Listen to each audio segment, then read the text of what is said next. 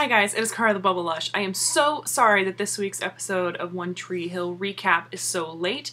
Between like after work stuff, both Daily Lush videos, Hannah being crazy, I haven't had a chance to sit down before now. She's currently taking a nap.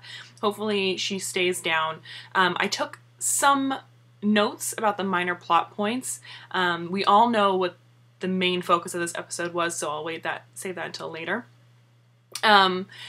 I actually watched this episode the day after it aired. I was exhausted on Wednesday night, and I knew as soon as you guys were like, no, you have to watch this episode, that something huge was going to happen. So let's discuss the minor plot points. Like I said, I wrote them down because they were so minor and so like completely overshadowed by the focus of this episode that I knew I was going to forget them if I didn't write them down. So Haley's chef is poached by a competing diner that's right across the street. I knew that this was going to happen because it was in the series like overview recap that was done way back in November.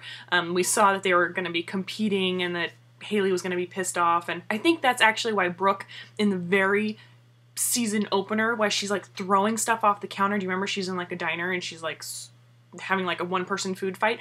I think that's over in actually the competing diners thing. I think she freaks out over there. Anyways, so Dan, her father-in-law, Nathan's dad, who was a chef at that little greasy diner that burned down, he steps in unknowing. Haley doesn't even realize what's going on because she's so like flustered. She actually sent Chris Keller back there and he like screams like a girl. It's the weirdest little scene ever. But Dan steps in, he's a fabulous chef, and he tries to like kind of teach her some lessons, and then all of a sudden the customers realize that Dan was the one that prepared their food, and one like starts freaking out about it, and Haley's like, she actually stands up for Dan. She's like, you know what, your food is on the house, but you need to leave, and anyone else that doesn't like it, your food is on the house, you need to leave. And you know they're like half of those people that stood up just left to get out of paying their bill, and they could care less that Dan was the one cooking their food, because it's been what, like 4, 5, 6, probably like 6 or 7 years since they graduated high school, so it's been a long time. Most of those people are probably new to the city and don't even know about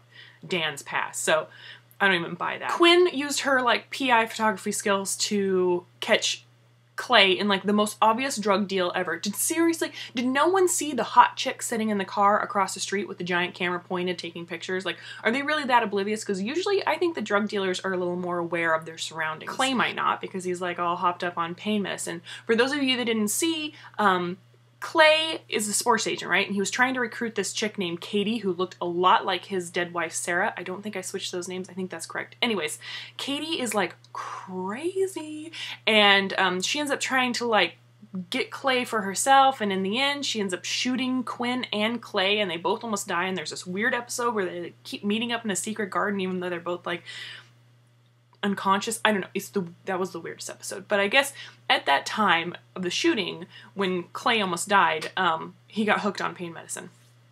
So that's what this is all about, I guess. I don't know. Worst plotline ever. I'm sorry if you guys are new to this episode, or to this show, this season. You probably cannot stand Quinn and Clay. I know I can't. Their characters are better than that. So anyways, Brooke's dad, who's new to the show, and you know, Brooke and her dad are working on Baker Man line. Her dad invited her to a father-daughter golf date, which ended up when Brooke showed up there in her cute, like, well, ridiculously short, cute plaid argyle skirt thing, and like her golf clubs. It turns out she was not invited to the golf portion of a business meeting, but really just to meet her dad and a bunch of business guys for lunch to try to get financial backing for the new Baker Man product line. So Brooke is like pissed off that her dad doesn't want to spend time with her, and then he basically just used her as like a pretty woman to get some checks signed. Like, and I don't blame her. Brooke, I would, that's gross that your dad's like pimping you out because you're hot. So Millie finally called mouth fat. It was a big lead up. We knew it was going to happen. But again, if you are new to the show this season, I'm sorry that this is the introduction you're getting to Mouth and Millie. Millie has always kind of been annoying, but Mouth is like a fabulous sidekick character. He's usually like a really great friend, and he's usually not this, I don't know, stupid and unaware of himself. So they're just making like a big joke of his character this season, and I hope they turn it around quickly, because I'm not liking the Mouth and Millie storyline. So then Chuck, the worst child actor ever, has started imitating Chris Keller, down for his spiked hair to like talking in third person, and it's driving Chase nuts because Chase blames Chris Keller for sending Alex on tour instead of being pissed off that Alex decided to leave him when he said I love you and moved her in. But the boys, they make nice by going to a strip club, and my question is, seriously, does Tree Hill really have a strip club? There are some great clips of Julian at the soundstage, like imitating scenes from his favorite movie and trying to drum up business because the movie that he was had all lined up fell through, and so now he doesn't have anyone using his soundstage and it's just a giant money suck. Okay, so now that we've got all those minor plot points out of the way, the major focus of the episode. Since you guys said, like, you have to watch this episode, you were going to freak out, and I saw someone else say, like, I just finished watching One Tree Hill and now I want to puke. I knew that something huge was going to happen, and as soon as Brooke felt her baby's head and saw that it had a fever, I knew exactly what was going to happen. I swear. I even told Chris, I know exactly what's going to happen. For those of you that didn't see the episode, you should try to go and watch it on, I don't know, CW.com or Hulu or somewhere. They have twins, right? They have twin boys. And one has a fever and one doesn't. So Brooke decides to keep the baby that has a fever home and send the well baby to daycare so that he doesn't get sick as well. So Julian comes home super excited that he's got a business meeting to woo these potential movie executives. He stops by the house and Brooke's like, can you take Davis, I think, to daycare because I'm going to keep Jude at home. And he's like, yeah, sure, no problem. He takes the baby, puts him in the car seat, and then the next thing you see him at the liquor store buying a bottle of scotch, or you see him at the ATM and then the liquor store. And then he comes out and there's like, and police driving by, and Brooke calls and she's like, are you okay? And he's like, yeah, of course. He goes, well, because the daycare called and you never dropped Davis or Jude off. He's walking as he's talking to Brooke, and his car doors are open and the windows are smashed, and Chris is like, was baby kidnapped? And I was like, no.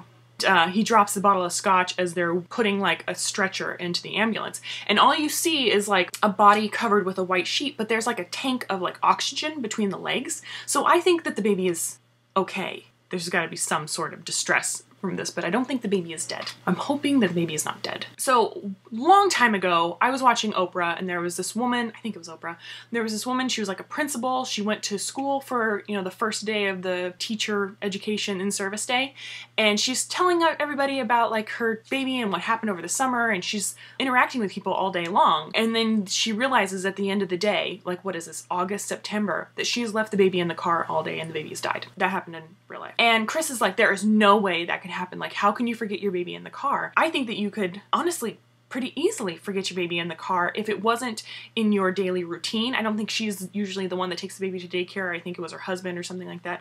And can you imagine the guilt, how mad your partner would be at you for like killing your child? I can't even imagine everything that this is going to drum up between Julian and Brooke. We still don't know if the baby is alive. We don't know how injured it is. We don't know the ramifications as far as like legally what's going to happen. Obviously, Julian is not going to be at that meeting, so he's probably not going to get the movie at the soundstage, so financially that's going to really hurt the family. I'm interested to see how this plays out. It's one of those topics that when you see it, and when I was watching that episode, I agree with, I think it was Jamie that posted it, like, it just made you want to puke. The thought that that would ever happen to you, that you would be like so wrapped up in your to-do list that you would forget your baby in your car seat. It seems like something that a loving parent would never do, but obviously Brooke and Julian wanted those children very badly, and they're obviously very loved. I think it's really easy to say like, what a horrible person, how could you? I think it's fairly easy to get wrapped up in your day-to-day life and something horrible like that happen just because you're not paying attention and you're not being present. Awful episode, great episode. I can't wait to see what happens, and I hope that everybody comes out relatively unscathed, but it is going to be a really huge plot point, I think, this season about Brooke and Julian's relationship. Can't wait until next week. Thank you guys for being patient on this recap. Leave your comments below, like, what did you think about Julian leaving the baby in the car seat? Obviously, horrible, horrible, horrible parenting move, but do you really think that it is completely, like, it would never happen? Like, I don't know. Let's talk down below. I'll talk to you guys later.